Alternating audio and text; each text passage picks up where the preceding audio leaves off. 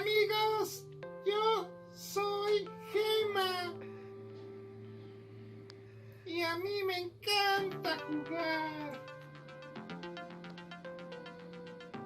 Y cuando yo sea grande, quiero ser una estrella de rock.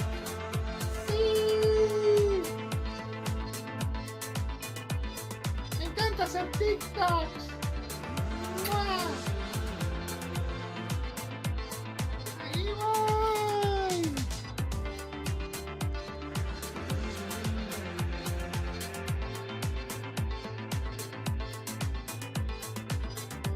Mi mamá cuando está enojada me dice: ¡Gema Raquel! ¡Gema Raquel!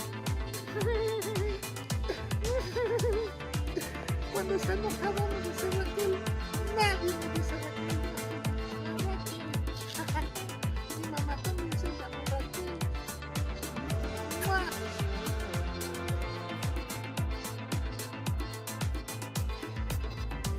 Yo soy muy especial porque mi papá siempre está conmigo. A todos lados donde voy, él está ahí. ¡Mua! Te amo, papi.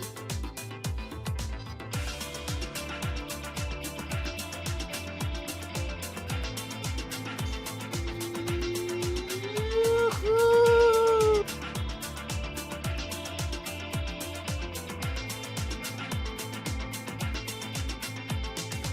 Los dejo con una grabación, con un video.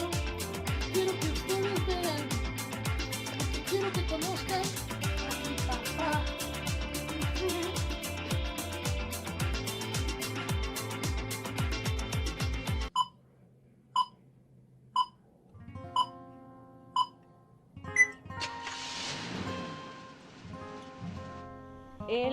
Él trabajaba en el taxi, entonces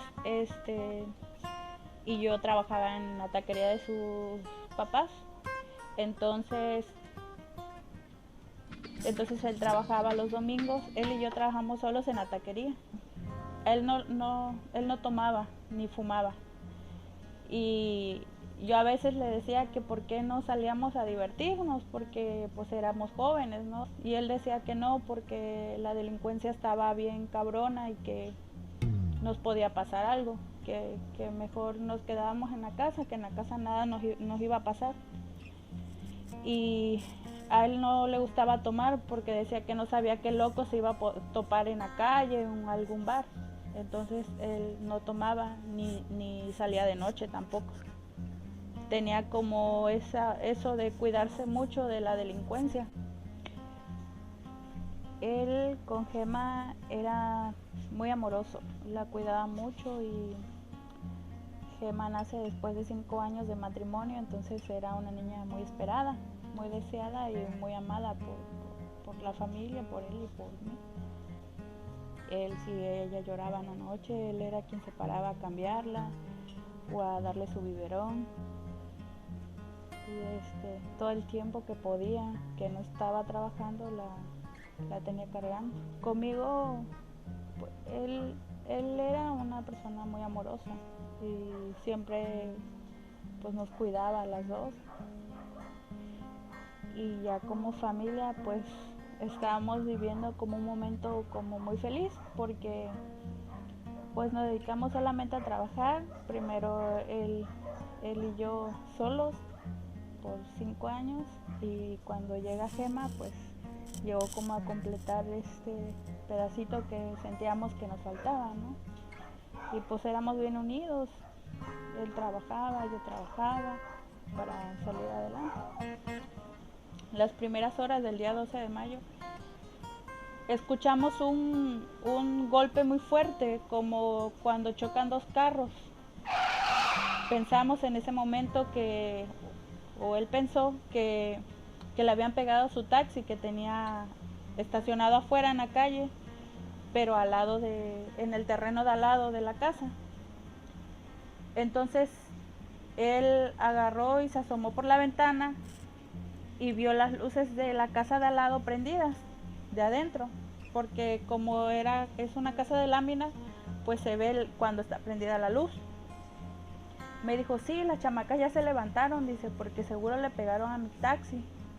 Y agarró y pues él estaba en boxer y se puso rápido su short y se fue, pero fue en segundos. Él agarró y se fue. No se veía hacia la calle porque nosotros vivimos una loma, pero hay muchos árboles a los lados y un cerco, y no se veía si habían camionetas, no se veía nada. Entonces él agarró y se fue y yo igual me estaba cambiando, estaba acomodando a Gema para alcanzarlo, cuando escucho que como un golpe muy fuerte, como un golpe de la carne, un golpe fuerte, pero hacia el cuerpo. Y a él se le quebró la voz y dijo, ya güey. Y entonces yo me quedé como en shock, pensé que a lo mejor que se habían subido y querían robarse el carro y por mi mente me pasó de que si eran ladrones lo que iban a hacer era robarse a Gema, porque Gema tenía 7 meses. Nosotros pues no teníamos nada de valor como para que se llevaran, más que el taxi que en ese momento él manejaba. Y agarré yo en ese momento, yo no sé qué fue, pero yo sentí que él se puso en la puertita donde se pasa al otro terreno, o sea, a mi casa, para que ellos no pasaran, porque se escuché la puerta como que él puso su cuerpo sobre. Y agarré a esa hora a Gema y le preguntaron que si había alguien más con él y él no contestó. A esa hora agarré a Gema y me fui hacia la loma para tratar de protegerla, porque no sabía qué estaba pasando. En ese momento yo no sabía que era una desaparición. Yo pensé que lo máximo que podría pasar era que nos robaran, que robaran el carro, o sea, no me pasaba por la mente otra cosa. Y me fui con Gema y me fui por toda la orilla y hasta que llegué a la casa de la vecina y le entregué a Gema para que la cuidara y yo regresé, pero él ya no estaba, ya a él se lo habían llevado. Entonces, pues desde ese momento lo empecé a buscar. Nosotros fuimos a poner la denuncia. No fue por desaparición porque no sabíamos que era una desaparición, pero fuimos un día después de que él fue desaparecido porque pensamos que a lo mejor era un secuestro. Entonces esperamos un día para ver si hablaban para pedir rescate. Hasta que testigos nos dijeron que antes de la desaparición, unos minutos antes, habían patrullas de la Fuerza Civil en cada esquina, como con la torreta apagada, las luces apagadas. Entonces comprendimos que se lo había llevado la policía. Fuimos a poner la denuncia, a preguntar en todas partes si estaba detenido y siempre fue una negativa, dijeron que no. Decían que la Fuerza Civil no detenía personas. Ahora sé que sí, no las detenía, las desaparecía. Entonces fuimos a poner la denuncia que al principio empezó por privación ilegal de la libertad. Con el tiempo se transformó por desaparición forzada. Entonces la indiferencia del MP en nuestra cara se reía. Decía que no, que cómo creíamos que la Fuerza Civil se lo llevó. Mucho tiempo la investigación estuvo parada hasta que nosotros optamos por exigir que se hicieran las cosas como se tenían que hacer, que se investigara adecuadamente. Cuando yo puse mi denuncia, vi que había más personas, pero no sabía que era por desaparición, sino que yo preguntando a mis vecinos, uno de ellos me dice, yo no vi nada porque yo no estaba aquí, que se había dormido en otro lado, pero sé que el hijo del electricista desapareció también, se lo llevaron, me dijo. Ahora sé que el hijo del electricista se llama Eliaquín Alvarado Villafuerte. Él desapareció junto con mi esposo el mismo día. Él y 3 personas más. En total fueron 5 que desaparecieron en un operativo llamado Blindaje Coatzacoalcos, el 11 y el 12 de mayo del 2015. Entonces así fue como yo busqué a la señora Trinidad, mamá de Eliaquí, para preguntarle que si a lo mejor él ya había aparecido y tener una esperanza de que él iba a regresar, que cómo lo hicieron, ¿no? Y investigando llegué a su casa y la señora Trinidad estaba devastada porque no encontraba a su hijo tampoco, no había regresado. Y fue así como nos fuimos agrupando. Conocí a la señora Trinidad me dio el número de la señora Ignacia, que su hijo se llama Héctor Manuel Facundo Ramos, desaparecido también el 11 de mayo. Y después conocimos o tuvimos contacto con Lenit, que su hermano se llama Yonit Enríquez Orozco, que desapareció también el 11 de mayo del 2015 por el blindaje Coatzacoalcos. Y fue así que nos agrupamos y empezó nuestra lucha de exigencia y verdad. Cerramos varias calles, hacíamos marchas, cerramos el puente de la avenida 1, el que lleva a las refinerías, y Bermúdez Zurita nos llegó a retirar con un montón de policías. Nos golpearon,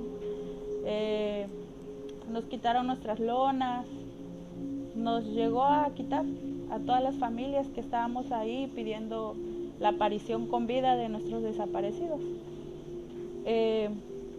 Una vez el señor Bermúdez llegó a Coatzacoalcos y él declaró ante los medios de comunicación que él no iba a parar porque la familia de los delincuentes se pusieran pues a cerrar calles y a exigir, que él no iba a parar. Hasta ahorita yo exijo que Seguridad Pública del Estado omita una disculpa para mi esposo porque fue señalado como delincuente y él no tiene antecedentes penales, no tiene ningún antecedente penal. ¿Cómo me va a decir ese señor que él era un delincuente? Y desde ese entonces que comprendimos que fue el Estado, pues nos dedicamos a buscarlos. Lo hemos buscado en vida, en fosas, en cárceles, en hospitales psiquiátricos, en anexos, en hospitales. Y conforme ha pasado el tiempo, bastantes familias se han unido a nosotros y nos hemos ayudado y hemos encontrado a jóvenes desaparecidos. No lo hemos encontrado a él ni a los 4 más que desaparecieron el mismo día en el blindaje Coatzacoalcos, pero hemos encontrado otros jóvenes con esperanza algún día también encontrarlos a ellos, ¿no? Y pues ahora nos agrupamos como un colectivo y nos llamamos Madres en Búsqueda Coatzacoalcos. Yo busco a José Manuel Cruz Pérez, desaparecido el 12 de mayo del 2015 por elementos de la Fuerza Civil en contubernio con el Estado. Les pido a nombre de todas mis compañeras y compañeros que buscamos a nuestros familiares su apoyo para encontrarlo. Yo espero a mi esposo, mi hija espera a su papá y sus papás de mi esposo lo esperan también con los brazos abiertos. Tenemos esperanza de que él regrese con vida. Para Manuel, quiero decirle que no hay nada más en el mundo que deseemos que es tu aparición y que te amamos con todo nuestro corazón. Nunca voy a parar de buscarlo hasta que yo lo traiga de regreso a casa. De la manera que esté, yo lo voy a encontrar. Y quien se lo haya llevado, le pido que por favor nos diga dónde está. Lo único que queremos es que él regrese y que su hija tenga a su papá de regreso otra vez. Gracias.